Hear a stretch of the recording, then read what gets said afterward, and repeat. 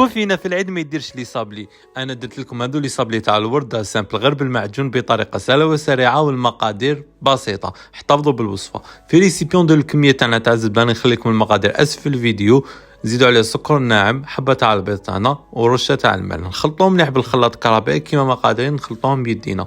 نزيدوا المغرفه كبيره تاع المايزينا مغرفه تاع لافاني.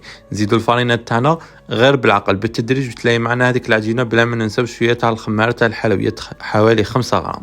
كي تطلب معنا هذيك العجينه وتكون طريه نجيبوا بابي كويسون نفتحوها على زوج كيما راكم تشوفوا بهذه الطريقه اللي سيوهم مليح باش ما يخرجونا الشوائب. وتجيبوا عندكم اي طابع عندكم في المنزل. انا استعملت هذا الطابع تاع الورده اللي جوزته في الفارينه وعاود طبحت به العجينه تاعي. كي نكملوا كامل الكميه تاعنا ندخلوا الفرن على 180 درجه حتى تدي التحميره تكون خفيفه وتخرجوا من الفرن. تخلوهم يبردوا مليح وديروا لهم هذاك المعجون وتزيد لهم شي معجون في الطرف وتزيد لهم شي تاع المكسرات وتزينوهم كما حبيتوا وتقدموا. نتلاقاو في وصفه جديده.